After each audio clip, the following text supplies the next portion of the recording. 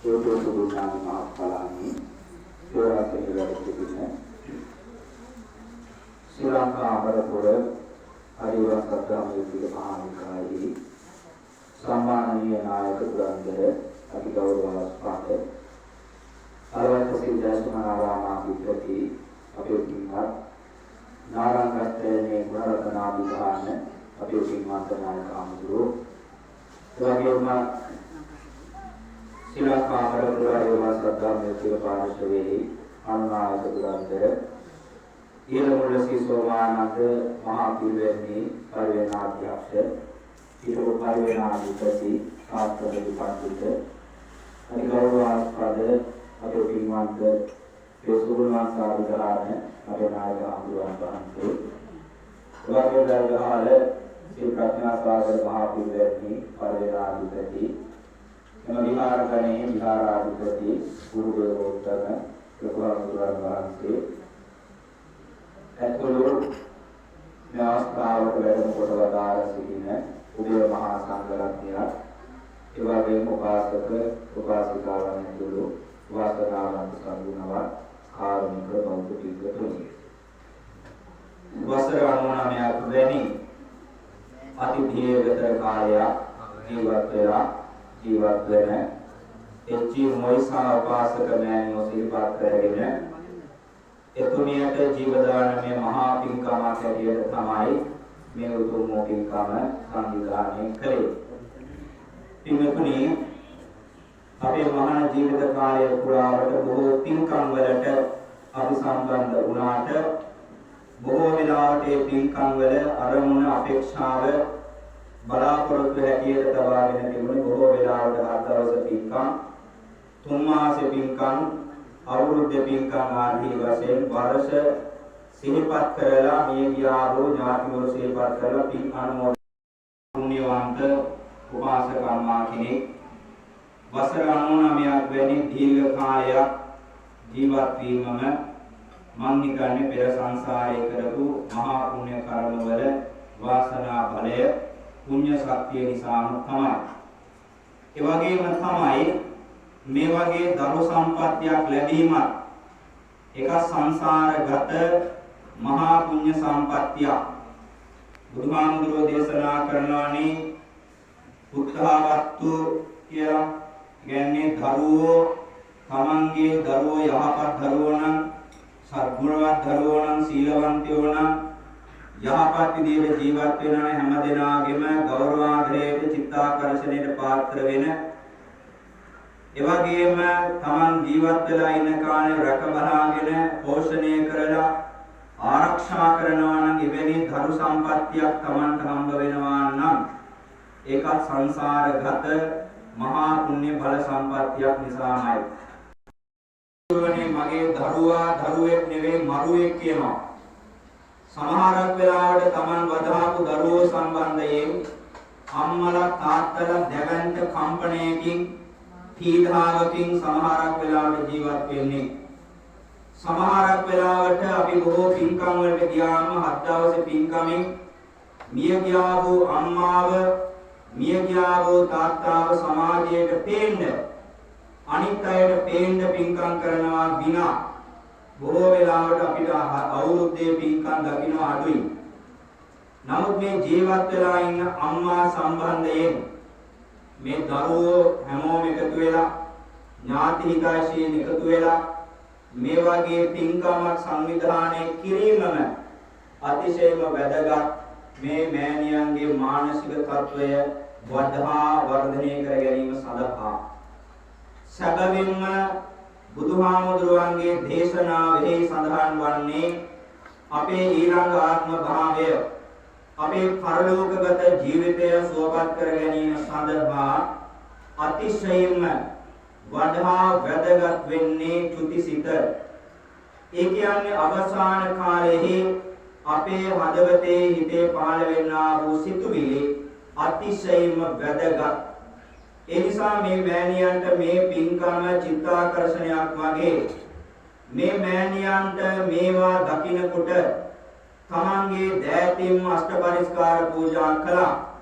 තමන්ගේ ගෙදරට බුදුහාමුදුරු වැඩම කරගන්නවා කියන සදාතුක ධාතුන් වහන්සේ වඩිනකොට තමන්ගේ හදවතේ බුද්ධාලම්බන ප්‍රීතිය උපදවාගෙන අනේ සාධු සාධු සාධු මා මේ පින් අනුමෝදන් වෙනවායි කියා ඒ මෑණියෝ මේ පින් අනුමෝදන් වුණාම දරුවෝ කල්පනා කරන්ද කොයි තරම්නම් සතුටක් දැනෙනවා ඇද්ද මේ මෑණියෝගේ හදවතේ කොයි තරම්නම් හදවතේ සතුටක් දැනෙනවා ඇද්ද තමන් වදාපු තමන් බිහි කරපු තමන් පුංචි කාලයන් දුක් විඳලා මහන්සි වෙලා පීඩා විඳලා කම්කටොළු දරාගෙන මේ ලෝකයට බිහි කරපු දරුවෝ සම්බන්ධයෙන් ඒ නිසා මේ සතුටම ඇති වෙන මොකවත් ඕන නැහැ.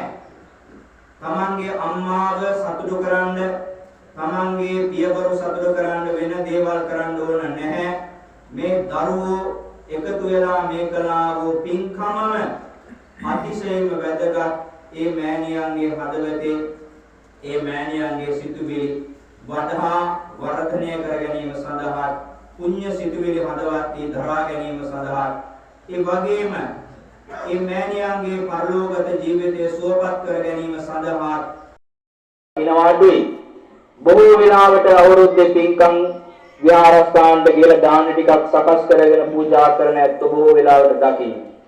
නමුත් මේ වගේ පින්කම් කරනකොට ඒ බුද්ධ දේශනාව අනුව බුදුහාමුදුරුවෝ දේශනා කරනවා අපේ සසරගත අනන්ත ඥාතීන් අනේ අපිට පින් දෙයි අපිට පින් අනුමෝදන් කරාවි කියා අනන්ත ඥාතීන් බලාගෙන ඉන්නවා අපේ සසරගත ජීවිතය සුවපත් කරාවි කියා. ඒ නිසා මේ වගේ පින්කම් කරනකොට තමන්ගේ නමින් වංශ පරම්පරාවෙහි කුල පරම්පරාවෙහි මිය පරලොව ගියා වූ ඥාතිවරු සිහිපත් කරලා යයිට පින් අනුමෝදන් කිරීමත් අතිශයින්ම වැදගත් කාරුණික පින්වතුනි. ඒ නිසා මෙවැනි අරමුණු අපේක්ෂාවන් බලාපොරොත්තු රාශියක් හදවතේ ඇති කරගෙන මේ පින්කම සංවිධානය කළේ. පින්වතුනි මේ පින්කමට කියන වචනේ තමයි සංඝ සතු දානමේ මහා පින්කම. නැත්නම් සාංඝික දානමේ මහා පින්කම. මේ වචනේ විතරක් අර්ථ විග්‍රහ කරගත්තොත් ප්‍රමාණවත් අද මේ කලාවෝ පින්කමේ තියෙන බරපතලකම කොයිතරම් ආනිසංසයක් කුසල ශක්තියක් සිද්ධ වෙනවාද කියන කාරණාව තේරුම් ගැනීම සඳහා පින්වතුනි ඔයත් දන්නා බුදුහාමුදුරුවන්ගේ කාලේ හිටියා සුළු මග මහා ප්‍රජාපති ගෞතමී දේවිය දවසක් බුදුහාමුදුරුවන්ට තමන්ගේ දෑතින් චීවරයක් හදාගෙන බුදුහාමුදුරුවන්ට පූජා කරන්න සරත් නුවර ජේතවනාරාමයේ ගිහින් පූජා කළා. මේ පූජා කරන්න හදද්දී බුදුහාමුදුරුවෝ කියනවා ගෞතමී සංඝයේ දේත ගෞතමිය චීවරය සංඝයාට පූජා කරන්න. නැගත මහා ප්‍රජාපති ගෞතමී දේවිය කියනවා නැහැ බුදුහාමුදුරුවනේ මට ඕන සංඝයාට නෙමෙයි මට ඕන මගේ බුදු පුතාට අවුරුදු 7න් මහා මායා දේවිය කලුරිය කළාම කැතකුණු අත ගෑවේ මම පෝෂණය කළේ මම ලොකු මහත් කළේ මම මගේ බුදු පුතාටමයි මේ චීවරය පූජා කරන්න ඕනා කියා දෙවිනි වතාවේදී පූජා කරන්න හදද්දී බුදුහාමුදුරුවෝ කියන ගෞතමී සංඝයේ දේත ගෞතමී ඔය චීවරය සංඝයාටම දෙන්න. ඒ වෙලාවෙදී මහා ප්‍රජාපති ගෞතමී දේවියට ඕනකම තිබ්බේ බුදුහාමුදුරුවන්ටම පූජා කරන්න. තුන්වෙනි වතාවේදී බුදුහාමුදුරුවන්ට පූජා කරන්න හදද්දී බුදුහාමුදුරුවෝ තුන්වෙනි වතාවේ ප්‍රතික්ෂේප කළා. ගෞතමී සංඝයේ දේත ගෞතමී සංඝයාට පූජා කරන්න. මහා ප්‍රජාපති ගෞතමී කල්පනා කළා ඇයි මට මගේ බුදු පුතා ඇයි මට මෙහෙම කරන්නේ? දැන් බුදුහාමුදුරුවන්ට ඉන්නවා අනේ පිළිසිතුමා වැනි දායකයෝ. දැන් බුදුහාමුදුරුවන්ට ඉන්නවා කුසල් මහ රජතුමා වැනි ධවන්ත බල සම්පන්න දායකයෝ.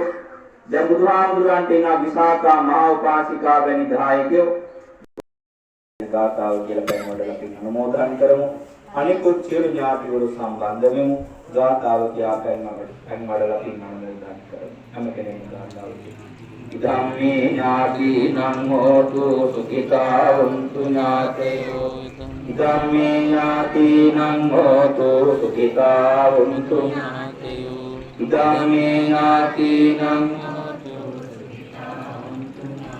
යථා වාරි වහා පුරා පරිපූර්ණං සාගරං ඒවමේවයිතෝ දින්නම් වේදානං උපක යථා වාරි වහා පුරා පරිපූර්ණං සාගරං ඒවමේවයිතෝ දින්නම් වේදානං උපකම්පති වාරි වහා පුරා පරිපූර්ණං සාගරං ඒවමේවයිතෝ වේදානං උපකප්පති. එවැගේ මේ ආදෝ කියලා ප්‍රාර්ථනා කරමු. දෙවියන්ට ඥාතීන්ට ඔබට අපට හැම දිනාටම මේ පින්කම සඳහා ශාසනික අනුග්‍රහය දක්වපු විහාරයේ විහාරාධිපති ලොකු හාමුදුරුවන්